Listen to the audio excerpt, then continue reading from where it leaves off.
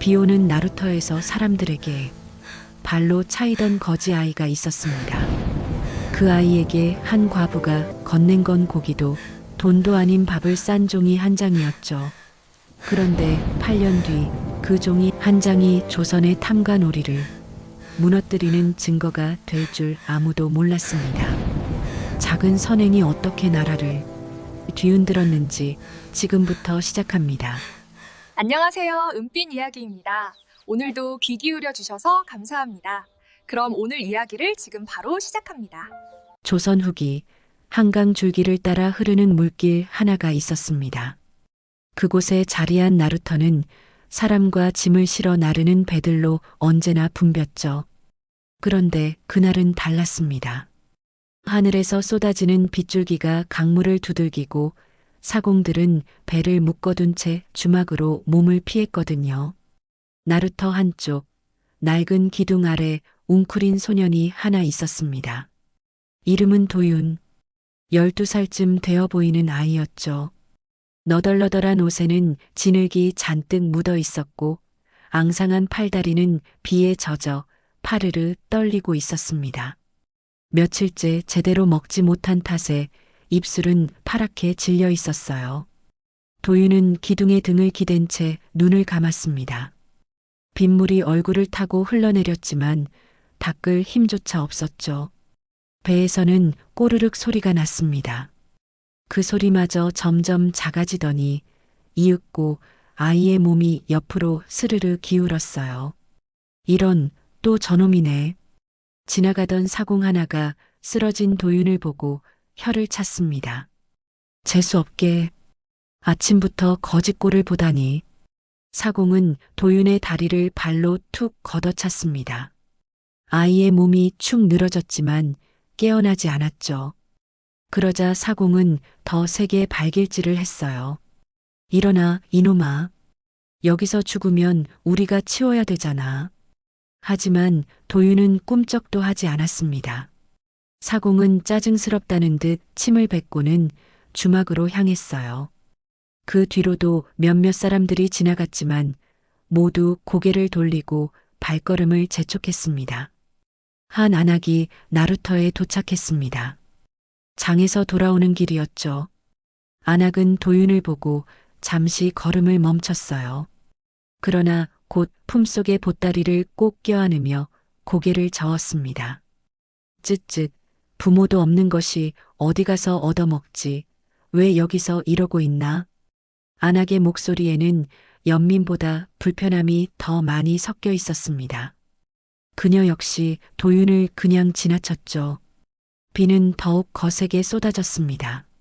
나루터는 점점 한산해졌고 도윤은 여전히 그 자리에 쓰러져 있었어요.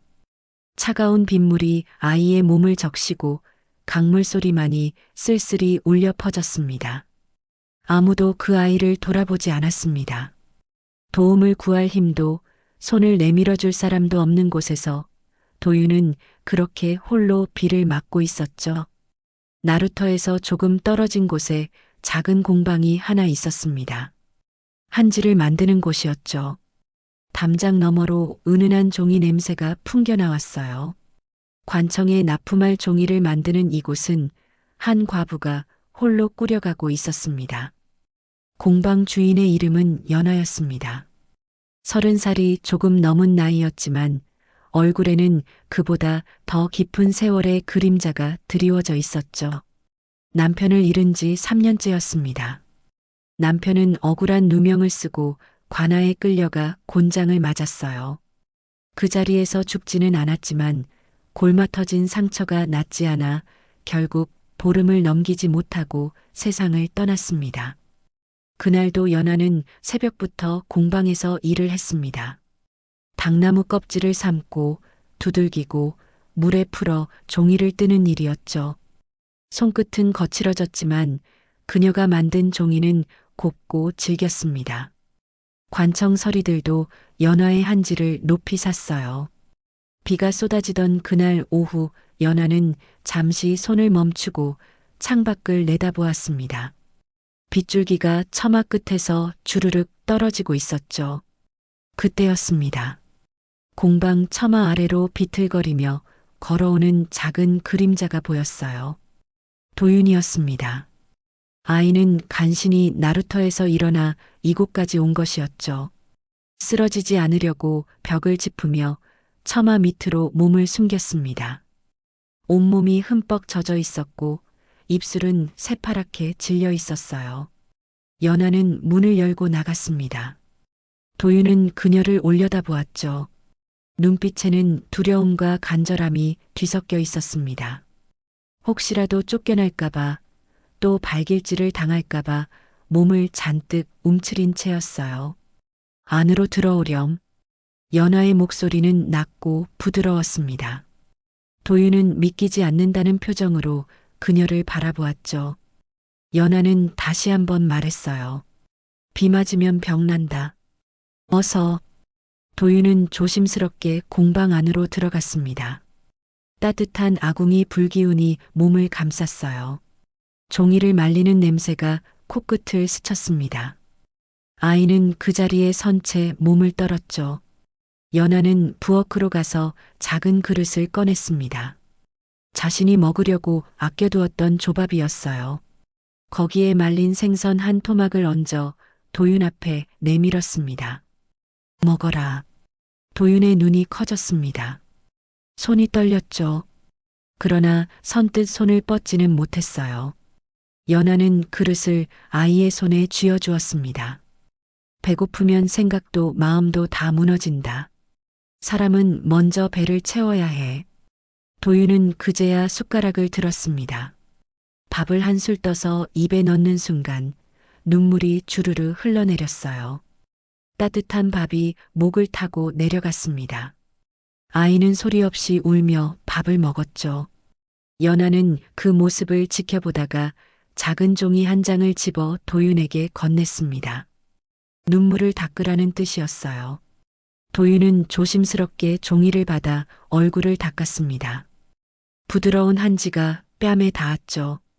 밖에서는 여전히 비가 내리고 있었습니다. 하지만 공방 안은 따뜻했어요. 종이 냄새가 가득한 그곳에서 도윤은 처음으로 사람의 온기를 느꼈습니다. 도윤은 그릇을 비우고 나서 바닥에 무릎을 꿇었습니다. 그리고 연하를 향해 깊이 고개를 숙였죠. 이마가 마루바닥에 닿을 만큼 정중한 절이었어요. 아이의 어깨가 작게 떨렸습니다. 고맙습니다. 도윤의 목소리는 잠겨 있었습니다. 연하는 아이를 일으켜 세웠어요. 그러고는 공방 한쪽에 쌓인 종이 묶음으로 갔습니다. 관청에 납품하기엔 조금 부족한 낡은 종이들이었죠. 연하는 그중 몇 장을 꺼내 도윤에게 건넸습니다. 이걸 가지거라. 그리고 낡은 붓 한 자루도 함께 내밀었어요. 붓대는 오래되어 빛이 바랬지만 붓끝은 아직 쓸만했습니다. 글을 배워라. 힘이 없을수록 배워야 산다. 연하의 말에 도윤은 고개를 들었습니다. 아이의 눈에는 의아함이 어려 있었죠. 글을 배우라니 자신 같은 거지가 무슨 글을 배운다는 말인지 이해가 되지 않았어요. 글을 알면 세상이 달라 보인다. 속지도 않고 억울한 일도 줄어들지. 연하는 담담하게 말했습니다. 남편이 누명을 쓰고 죽었던 일이 떠올랐던 것이었죠. 만약 그때 그를 아는 사람이 곁에 있었다면 상소라도 올려볼 수 있었을 텐데. 연하는 그 후회를 품고 살아왔습니다. 도윤은 종이와 붓을 두 손으로 받아들었습니다. 그 물건들이 귀한 것임을 알았기에 아이는 떨리는 손으로 조심스럽게 품에 안았어요. 해가 지고 밤이 깊어갔습니다. 도윤은 공방 한쪽 구석에서 잠이 들었고 연하는 아궁이 불을 지피며 내일 할 일을 생각했죠. 그런데 그때였습니다. 밖에서 거친 발소리가 들려왔어요. 야, 불 켜져 있네. 아직 안 잤나 보지? 문이 거칠게 열렸습니다. 나루터에서 어슬렁거리던 건달 셋이 공방 안으로 들어왔죠. 술 냄새가 진동했습니다. 그들은 낮에 도윤이 연하의 공방으로 들어가는 것을 보았던 것이었어요. 거지 새끼 하나 들였다며? 에이, 그런 놈 왜 들여? 재수없게. 건달 중 하나가 공방 안을 둘러보았습니다. 그리고 말리고 있던 종이를 손으로 툭툭 쳤죠. 종이가 바닥에 떨어졌어요. 아니, 이렇게 좋은 종이를 거지한테 나눠주고 우리한테나 좀 주지. 연하는 그들 앞을 막아섰습니다. 목소리는 낮았지만 단호했어요. 나가주십시오. 뭐야, 말투 봐라. 과부 주제에 건방지네. 건달들은 비웃으며 종이를 더 떨어뜨렸습니다. 정성껏 말린 종이들이 바닥에 나뒹굴었죠. 한 건달이 발로 종이를 밟았어요. 연하는 입술을 깨물었지만 아무 말도 하지 않았습니다. 다음부터는 우리한테도 좀 챙겨줘. 알았지? 건달들은 웃으며 공방을 나갔습니다. 문이 쾅 닫히는 소리가 울렸어요. 연하는 그제야 바닥에 주저앉았습니다. 흩어진 종이들을 하나하나 주워 모았죠. 구석에서 도윤이 몸을 떨고 있었습니다. 아이는 자신 때문이라는 걸 알았어요. 연하는 도윤을 돌아보았습니다. 괜찮다. 내 잘못이 아니야. 연하는 망가진 종이를 다시 펴서 말리기 시작했습니다. 손은 떨리지 않았어요. 그저 묵묵히 자신이 해야 할 일을 했습니다. 도윤은 그 모습을 지켜보며 눈물을 흘렸죠. 선한 사람이 오히려 손해를 보는 세상이었습니다.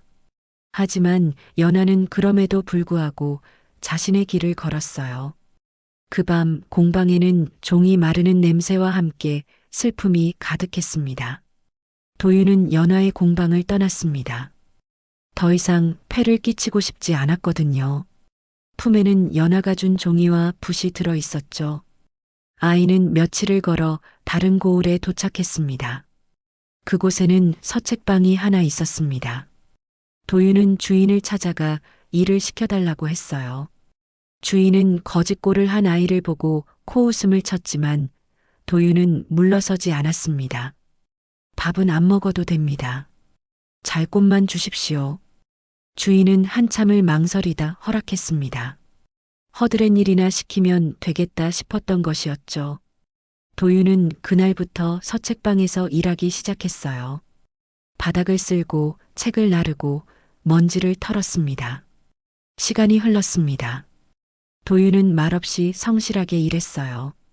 주인도 점차 아이를 신뢰하게 되었죠.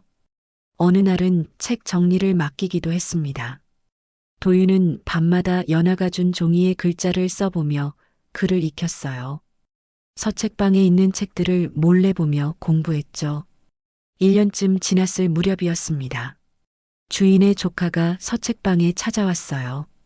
한양에서 과거를 보러 왔다가 들른 것이었죠. 조카는 비단 옷을 입고 있었고 말투는 거만했습니다. 삼촌, 이번에 꼭 급제할 겁니다. 조카는 서책방을 둘러보다가 도윤을 보았습니다. 낯선 아이가 책을 만지고 있는 게 못마땅했던 것이었죠. 저 아이는 누구입니까? 일거드는 아이야. 착실해서 데리고 있지. 조카는 도윤을 위아래로 훑어보았습니다. 그리고 며칠 뒤 일이 터졌어요. 서책방에서 귀한 책 한 권이 사라진 것이었습니다. 조카가 소리를 질렀죠. 삼촌, 책이 없어졌습니다. 주인이 달려왔습니다. 조카는 도윤을 가리켰어요. 저 아이가 훔친 게 분명합니다. 제가 어제 저놈이 그 책을 만지는 걸 봤거든요. 도윤은 고개를 저었습니다. 자신은 그런 적 없다고 말했죠. 하지만 주인은 조카의 말을 믿었어요. 조카는 양반의 자제였고 도윤은 거지 출신이었으니까요. 내가 훔쳤구나. 아닙니다. 저는 하지 않았습니다. 도윤의 목소리는 떨렸지만 단호했습니다. 그러나 주인은 듣지 않았어요. 조카가 다시 말했죠. 저놈을 관아에 넘기십시오. 도둑은 벌을 받아야 합니다. 도윤은 관아로 끌려갔습니다. 관리는 조사도 제대로 하지 않았어요. 양반 자제의 말을 믿었을 뿐이었죠. 도윤은 매질을 당했습니다. 곤장이 등을 내리칠 때마다 살이 찢어졌어요. 아이는 비명을 참았지만 눈물은 참을 수 없었습니다. 20대를 맞고 풀려났습니다.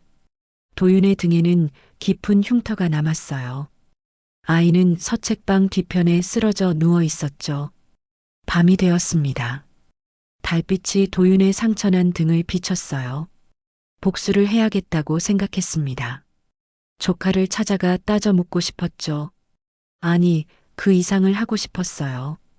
도윤의 손이 주먹을 쥐었습니다. 그런데 그때 연하의 목소리가 떠올랐습니다.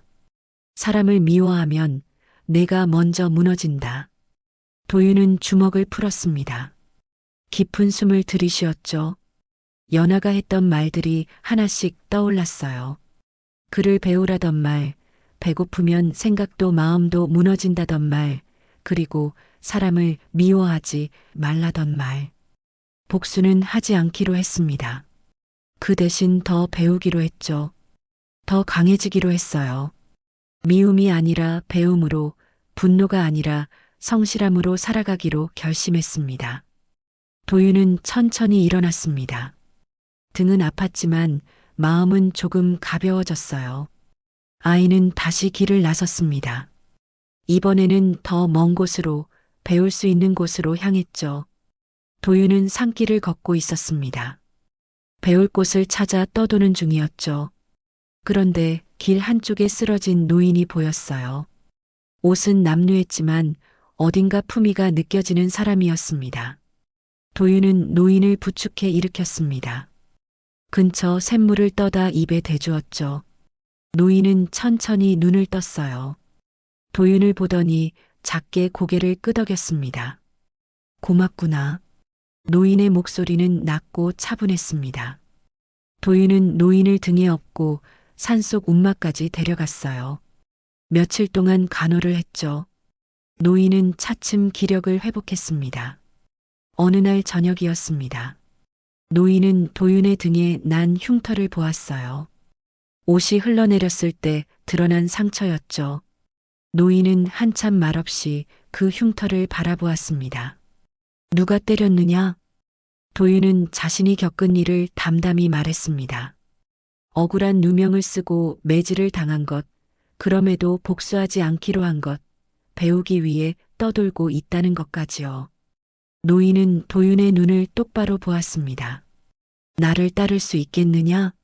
노인은 과거 홍문관에서 일했던 관리였습니다. 정치 싸움에 휘말려 목숨을 잃을 뻔했지만 죽은 척 숨어 살아온 것이었죠. 그는 도윤에게 글을 가르치기 시작했어요. 사서삼경부터 시작했습니다. 그러나 단순히 글자만 가르치지 않았죠. 법이 무엇인지, 백성이 어떻게 살아가는지, 세상이 어떻게 돌아가는지도 함께 알려주었습니다. 글은 도구일 뿐이다. 중요한 건 그 글로 무엇을 할 것인가야. 노인의 말은 언제나 간결했습니다. 도윤은 하나하나 새기며 배웠어요. 낮에는 글을 읽고 밤에는 베껴 쓰며 익혔죠. 산속 움막은 작았지만 그곳에서 도윤은 세상을 배웠습니다. 시간이 흘렀습니다. 봄이 오고 여름이 가고 가을이 지나고 겨울이 왔어요. 그렇게 8해가 지났습니다. 도윤은 21살이 되었죠. 이제 도윤은 달라져 있었습니다. 학문을 익혔을 뿐 아니라 세상을 보는 눈도 깊어졌어요. 법전을 읽으면 그 속에 담긴 백성의 삶이 보였고 역사를 읽으면 반복되는 권력의 흐름이 보였습니다. 노인은 어느 날 도윤에게 말했습니다. 이제 내려가거라. 내가 배운 것을 쓸 때가 왔다. 도윤은 노인에게 절을 올렸습니다. 8회 동안의 가르침에 대한 감사였죠. 노인은 도윤의 어깨를 가볍게 두드렸어요. 더 이상의 말은 필요 없었습니다. 도윤은 산을 내려왔습니다. 손에는 아무것도 들려있지 않았지만 머릿속에는 배운 것들이 가득했어요. 이제 그는 세상으로 나아갈 준비가 되어 있었습니다. 도윤은 한양으로 향했습니다. 과거 시험을 보기 위해서였죠. 신분을 세탁하는 일은 어렵지 않았어요. 떠돌이 생활을 하며 익힌 요령이 있었으니까요. 도윤은 가짜 호적을 마련하고 시험장에 들어갔습니다. 시험 문제가 나왔습니다. 백성을 가장 아프게 하는 것은 무엇인가? 다른 응시자들은 붓을 들고 법전의 조문을 떠올렸어요. 그러나 도윤은 달랐습니다. 그는 자신이 겪은 일들을 떠올렸죠. 나루터에서 굶주리던 날 연하가 건넨 따뜻한 밥, 억울한 누명을 쓰고 맞았던 매질, 침묵하던 관아의 모습들. 도윤은 붓을 들었습니다. 그리고 종이 위에 진심을 썼어요. 백성을 가장 아프게 하는 것은 굶주림입니다. 배고픔은 생각을 무너뜨리고 마음을 죽입니다. 도윤의 붓은 멈추지 않았습니다. 그 다음은 누명입니다. 힘없는 자는 억울함을 말할 곳이 없습니다. 양반의 말은 믿고 천민의 말은 의심하는 것이 세상이기 때문입니다. 그리고 마지막으로 썼습니다. 가장 아픈 것은 침묵하는 관아입니다. 백성의 고통을 보고도 외면하는 관리, 그것이 백성을 가장 깊이 아프게 합니다. 도윤은 붓을 내려놓았습니다. 답안지에는 법 조문도 어려운 한자도 없었어요. 다만 현장의 이야기가 담겨 있었죠. 결과가 발표되었습니다. 도윤은 장원 급제했어요. 임금이 직접 답안지를 읽었다고 했습니다. 다른 응시자들의 글은 화려했지만 공허했죠. 도윤의 글만이 진실을 담고 있었던 것이었어요. 도윤은 대궐로 불려갔습니다. 임금 앞에 섰을 때 도윤은 떨리지 않았어요. 임금은 도윤을 오래 바라보았습니다. 내 글에는 백성의 아픔이 담겨 있더라. 그것이 어찌 가능했느냐? 도윤은 고개를 숙였습니다. 그리고 조용히 대답했죠. 소인이 직접 겪은 일이옵니다. 임금은 고개를 끄덕였습니다. 그리고 특별한 임무를 내렸어요. 암행어사로 지방을 돌며 백성의 실상을 살피라는 것이었죠. 도윤은 명을 받들었습니다. 며칠 뒤 도윤은 한양을 떠났습니다. 향한 곳은 고향이었어요. 어릴 적 굶주리며 쓰러졌던 그 강가, 연하를 만났던 나루터가 있는 곳이었죠. 도윤은 말을 타고 천천히 나아갔습니다. 등에 난 흉터가 욱신거렸습니다. 하지만 도윤은 아픔을 참았어요. 이제는 그 아픔을 힘으로 바꿀 때였으니까요. 암행어사의 마패가 품속에서 무겁게 느껴졌습니다. 도윤은 강가에 도착했습니다. 나루터는 예전 그대로였어요. 배들이 오가고 사공들이 소리를 지르고 사람들이 바쁘게 움직였죠. 도윤은 말에서 내려 천천히 걸었습니다. 여기서부터 시작이었습니다. 나루터는 황폐해져 있었습니다. 예전에 비해 사람도 적었고 배들도 제대로 다니지 않았어요. 도윤은 떠돌이 선비처럼 옷을 입고 나루터를 둘러보았습니다. 그러자 통행세를 걷는 관리가 다가왔죠. 어디서 왔소? 그냥 떠돌이 선비입니다. 관리는 도윤을 위아래로 훑어보았습니다. 그리고 손을 내밀었어요. 통행세 내시오. 은자 5냥. 도윤은 눈을 가늘게 떴습니다. 통행세가 있다는 건 들었지만 이렇게 많을 줄은 몰랐어요. 관리는 불만스럽다는 표정의 도윤을 보고 코웃음을 쳤죠. 사또께서 정하신 거요. 싫으면 다른 데로 가시오. 도윤은 돈을 내고 나루터 안으로 들어갔습니다. 주막에 앉아 사람들의 이야기를 들었어요. 백성들은 작은 목소리로 불만을 토로했습니다. 종이세까지 받는다니 이제 한지도 못 만들겠어. 연화댁 공방도 곧 철거된대. 세금을 못 낸다고. 도윤의 귀가 번쩍 뜨였습니다. 연화라는 이름을 들은 것이었죠. 도윤은 자리에서 일어나 한지 공방 쪽으로 향했어요. 공방은 여전히 그 자리에 있었습니다. 하지만 담장은 낡았고 지붕은 여기저기 허물어져 있었죠. 도윤은 천천히 문을 두드렸습니다. 누구십니까? 문이 열렸습니다. 연하가 나타났어요. 그녀는 많이 늙어 있었습니다. 머리카락에는 흰 머리가 섞여 있었고 얼굴에는 주름이 깊게 패여 있었죠. 하지만 눈빛만은 여전히 따뜻했습니다. 떠돌이 선비인데 잠시 쉬어가도 되겠습니까? 연하는 도윤을 들여보냈습니다. 공방 안은 예전과 달리 한산했어요. 종이를 만드는 도구들도 반쯤 방치되어 있었죠. 연하는 도윤에게 물 한 그릇을 건넸습니다. 요즘은 손님도 없어서 말이죠. 도윤은 물을 마시며 공방을 둘러보았습니다. 구석에 굶주린 아이 하나가 앉아 있었어요. 연하는 그 아이에게 밥을 종이로 싸서 건넸습니다. 여전히 굶주린 이들을 외면하지 않는 것이었죠. 고맙습니다. 아이는 밥을 받아들고 급히 먹기 시작했습니다. 도윤은 그 모습을 지켜보았어요.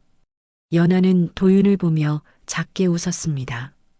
옛날에 제가 도왔던 아이가 있었거든요. 그 아이가 잘 살고 있으면 좋겠네요. 도윤은 고개를 숙였습니다. 가슴이 뜨거워졌죠. 연하는 자신을 기억하고 있었던 것이었어요. 며칠이 지났습니다. 도윤은 나루터 곳곳을 돌며 증거를 모았어요. 사또와 나루 관리가 결탁해 백성들을 착취한 장부들을 찾아냈죠. 그리고 마침내 그날이 왔습니다. 도윤은 관아 앞에 섰습니다. 품속에서 마패를 꺼냈어요. 그리고 큰 소리로 외쳤습니다. 암행어사 출두. 사또와 관리들이 황급히 나왔습니다. 그들은 마패를 보고 얼굴이 하얗게 질렸어요. 도윤은 장부를 펼쳐 보였습니다. 통행세, 종이세 모두 불법으로 거둔 것이요. 백성의 피와 땀을 짜낸 돈이지. 사또는 무릎을 꿇었습니다. 그때 도윤을 때렸던 관리가 보였어요. 예전 서책방에서 자신에게 누명을 씌웠던 그 조카였습니다. 그는 이곳에서 나루 관리로 일하고 있었던 것이었죠. 도윤은 그 앞에 섰습니다. 그리고 천천히 옷을 벗었어요. 등에 난 흉터가 드러났습니다. 관리는 그 흉터를 보고 입을 벌렸죠. 당신이 만든 상처요. 도윤의 목소리는 차갑고 단호했습니다. 관리는 바닥에 주저앉았어요. 도윤은 다시 옷을 입었습니다. 그리고 명령을 내렸죠. 모든 비리를 밝히고 백성에게 돌려주시오. 관아는 발칵 뒤집혔습니다. 부정한 관리들이 줄줄이 끌려갔어요. 도윤은 그 모습을 지켜보았습니다. 복수가 아니라 정의였습니다. 미움이 아니라 바로잡음이었죠. 사또는 파직되었습니다. 나루 관리들도 모두 처벌을 받았죠. 부정하게 거둔 돈은 백성들에게 돌아갔어요. 나루터에는 다시 활기가 돌기 시작했습니다. 도윤은 연하의 공방을 찾았습니다. 조정에서 특별히 보호하기로 했다고 전했죠. 공방에는 새로운 이름이 붙었어요. 적선지방.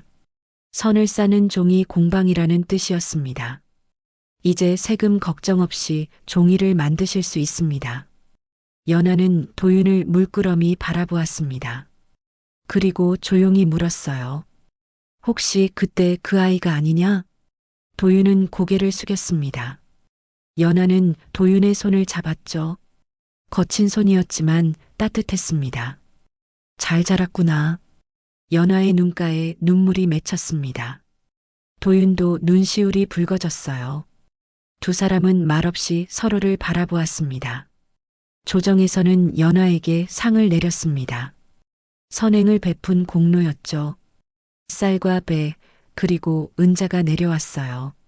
하지만 연하는 그것을 모두 나눠주었습니다. 나루터의 가난한 이들에게 돌린 것이었죠. 저는 필요한 만큼만 있으면 됩니다. 연하의 말은 담백했습니다. 도윤은 그 모습을 보며 다시 한번 배웠어요. 진정한 선함이 무엇인지를. 도윤은 조정으로 돌아갔습니다. 관직을 수행하며 바쁜 나날을 보냈죠. 하지만 매년 비 오는 날이면 어김없이 나루터를 찾았습니다. 연하를 만나고 공방을 둘러보고 백성들의 이야기를 들었어요. 세월이 흘렀습니다. 연화의 머리는 완전히 하얗게 새었고 도윤도 중년이 되어 있었죠. 하지만 적선지방은 여전히 그 자리에서 종이를 만들고 있었습니다. 어느 비 오는 날이었습니다. 도윤은 다시 나루터를 찾았어요.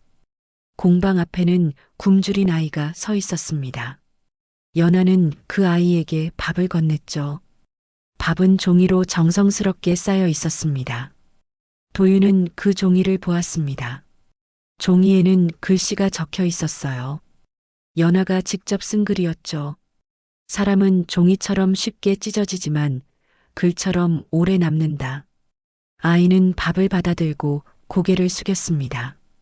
그리고 종이에 적힌 글씨를 한참 바라보았어요. 도윤은 그 모습을 지켜보았습니다. 연하는 도윤을 돌아보며 미소 지었습니다. 주름진 얼굴이었지만 그 미소는 여전히 따뜻했어요. 도윤도 미소로 답했죠. 비는 계속 내렸습니다. 나루터에는 사람들이 오가고 배들이 떠나고 종이 마르는 냄새가 바람에 실려 퍼졌어요. 적선지방은 그렇게 오랜 시간 그곳에 남았습니다. 사람은 떠나도 서남은 남았습니다. 종이는 찢어져도 글은 기억되었죠. 도윤과 연하의 이야기는 그렇게 오래도록 전해졌습니다. 여기까지 은빛 이야기였습니다. 오늘의 이야기가 마음의 작은 여운으로 남았기를 바랍니다. 다음 이야기에서도 조용히 진심으로 찾아뵙겠습니다. 고맙습니다. 구독과 좋아요 부탁드립니다. 감사합니다.